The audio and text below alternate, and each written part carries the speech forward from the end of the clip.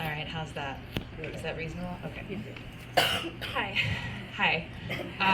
So I'm really delighted to be here, and I just have to say thanks to Leanne primarily and mostly, but also to Wyatt Prunty and everyone involved in this weekend, this great lineup of poets, and also thanks to this incredible local writing community that the open mic today just absolutely melted my face. It was just exceptional, and the writing that comes out of this part of the world is exceptional, and I'm just really glad to be here. Okay, so this poem is called Oh Shit Show. Most of these poems are in my forthcoming collection. Oh Shit Show. What will they call this fiasco when we are gone, ourselves unable to address this world we know, these day-glow flowers, haunted houses, shoe-strung power lines, these chords and colors we love flung together, how we dance and speak and cut our hair, those gemstones we adore, this flare, that ore, the mostly perfect metaphor of water which we treasure and pollute without excessive care, coastlines and lakelands, rivers where we eat and play.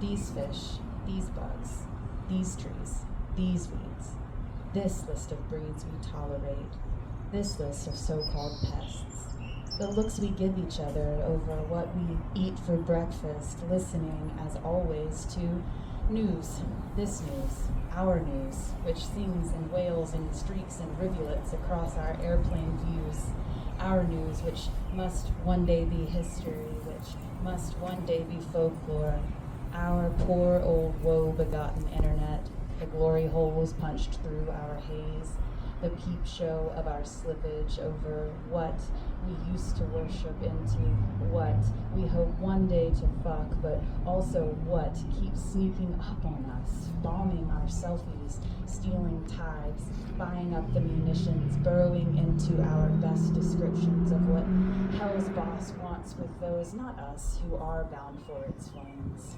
What's in our costumes and blue checks, our roiling currencies, our separated text necks and jaw pains, each trigger finger shoved into gloves we got crocheted bespoke by weeping robots, whilst our pup cups runneth over, whilst we breach like ringlet shipwrecks, heirloom daydreams sunk by cartoon fast reactors with code-generated nicknames whose hot pics of justice mix with pics of fresh-plucked shame, like so much brackish water hitting pixelated falls which tumble every story of the future we've been sold into retelling, froth of every shelling, pus from every plague, loose hair from every braid in which we placed a hopeful plait, unbound, absorbed like every pound of fat we bet would make a difference, lost or gained, gone anyway now, ravaged or raveled, spun or rearranged, just viscera,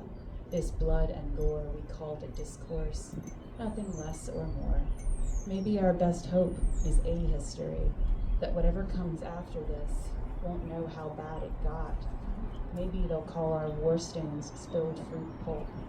Maybe they'll even whistle something optimistic, mopping it all up.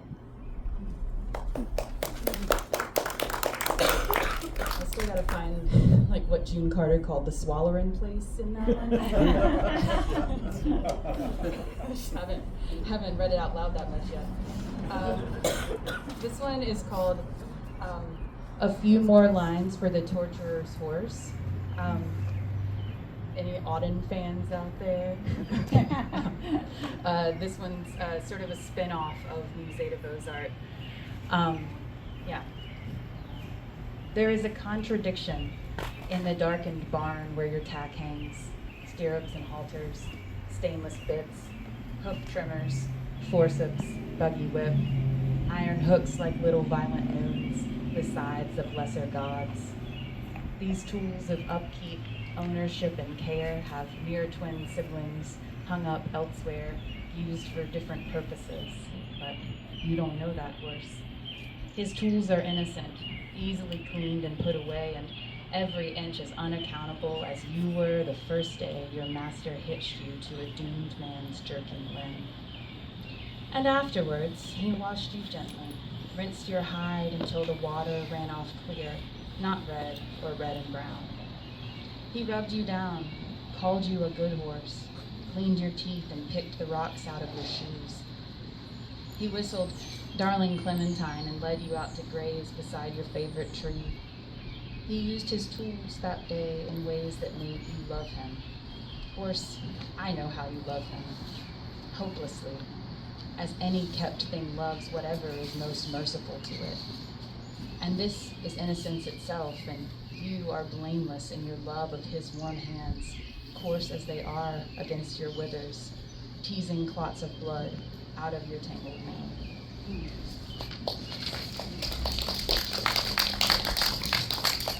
It's just like a really sunny set of poems, just keep on, stay with me. And now to sort of round it out, here's a series of elegies I wrote for my father. They are kind of funny. And they're all entitled Dad, and several of them were actually published in Swing. So thanks again for that. Yeah.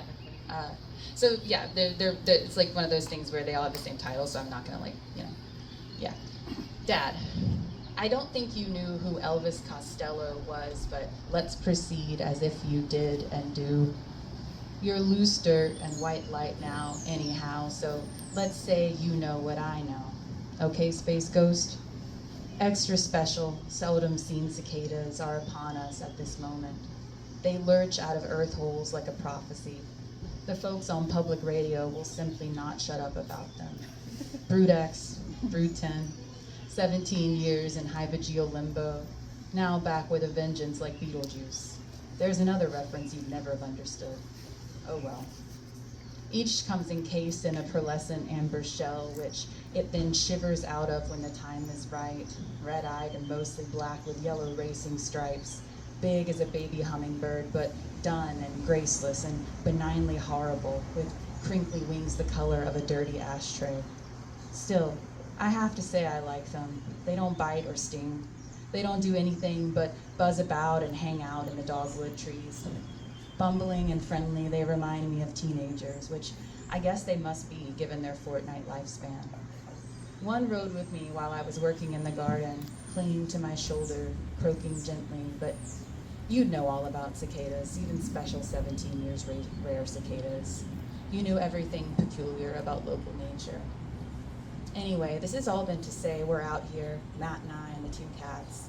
We're out on our apartment's balcony, the one you called a too-high liability, observing how the air is full of friendly little monsters, how they drift across the foreground of our dropout view on brand new wings we know they'll only get to grapple with a few short weeks, and one of us, I don't know who came up with it, take a breath here, started singing, watching the cicadas, watching the cicadas.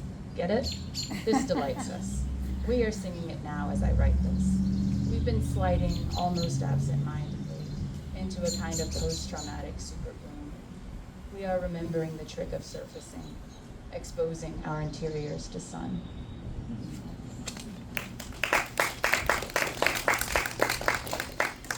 Thank you for clapping, but you don't have to do it after the poem. This one is also called Dad. I'm short on time today. I overslept. I dreamed I walked the greenway near our house and found 2 miles along a secret zoo. Well, I say zoo, but I was dreaming. It was more like the distinct impression of a field with elephants placed on it, grayly, brownly, providentially, in 2s and 3s, and looking not unlike some herds of cows I've seen, but not entirely like, because their great big heads did not hang low and grind their teeth against the smudge of yellow-green. I think I climbed a split-rail fence to pet the baby's stony brow. Now, I don't know about your dreams, but mine don't tend to mean too much, or else their truths resent my tending. The elephants began a canny, slow retreat from me as I, peeing in early morning darkness, grew aware that I was here and never had been there, and reached for my dream journal like a tourist for her camera. They evaporated.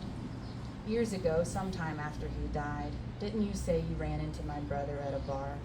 The bar was nondescript, you said, and very dark. You couldn't see his face, but it was he who sat right next to you, because the pack of cigarettes he slid your way were Winston Reds.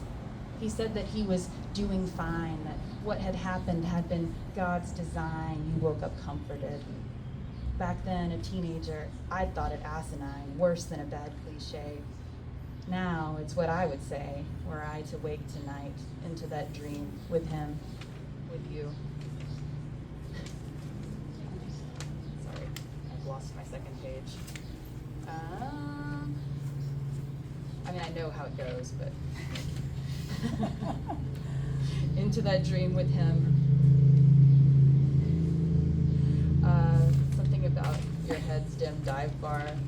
I'd say whatever made it easier for you. Yes. Is the last line. I remember that. Yeah. And I just don't have the next page. So that's what my home is as far as everyone here is concerned. Yeah, and then I have.